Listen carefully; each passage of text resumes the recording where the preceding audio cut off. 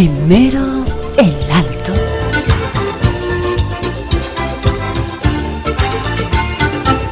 Marca agenda en temas internacionales que fácilmente va a tener repercusiones en nuestro país. Hablamos de los últimos días de lo ocurrido allá en Ecuador, Quito, Guayaquil, bueno, en fin.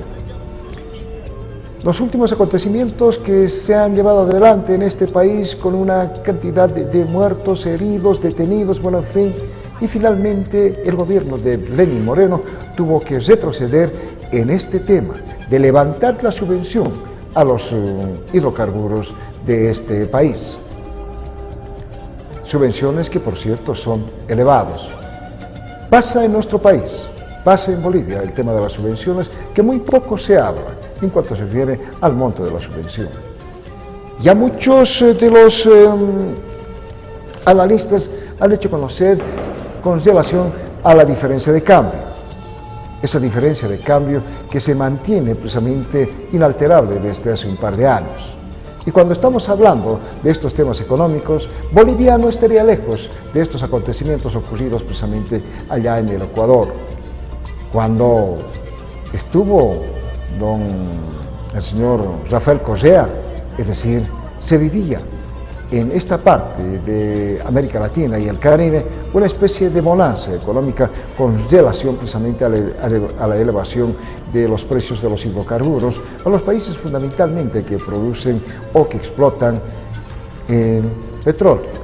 Aquello se ha relacionado precisamente en que todos los países han tenido bonanzas económicas y no es extraño de lo ocurrido precisamente en Ecuador, en Perú, también en la Argentina, o el mismo Brasil, o Paraguay, o Uruguay, países que son cuidadosos en el manejo de sus temas económicos.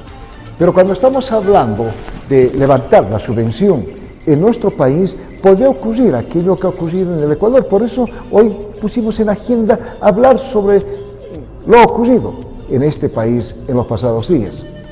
Esta movilización ha sido intransigente y el gobierno de don Lenín Moreno tuvo que retroceder y, por cierto, continuar con el tema de esto que son las subvenciones a los recursos energéticos de este país, fundamentalmente la gasolina. Esto es algo que debemos tener cuidado y fundamentalmente aquellos quienes van a manejar la nave del Estado boliviano a partir del próximo 22 de enero del año 2020. Las elecciones en nuestro país se llevan adelante este 20 de octubre. En la Argentina, el subsiguiente domingo. Pero en todo caso, cuando estamos hablando de estos temas y cuando hablamos de la diferencia de cambio, podríamos tener tal vez dificultades similares o hasta peores en caso de que se pueda levantar esta subvención en nuestro país. Para escucharlo, para entenderlo, para analizarlo, para tener los cuidados del caso cuando estamos hablando de temas económicos, que por supuesto siempre son sensibles. Por eso hoy pusimos en agenda hablar sobre lo ocurrido en el Ecuador, a tener todos los cuidados del caso.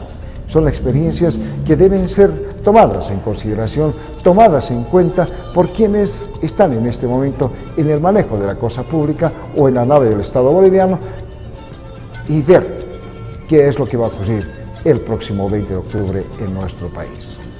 Y allá, ¿qué hacemos? Que todos y cada uno de nosotros debemos estar atentos en lo que pueda ocurrir precisamente más adelante en nuestro país con relación a lo ocurrido allá en el Ecuador. ¿Volvió la paz y la tranquilidad al Ecuador? Sí, pero con temas bastante difíciles en el tema económico. Lo tendríamos que haber dicho acá en Primero el Alto por Pasenísima Televisión.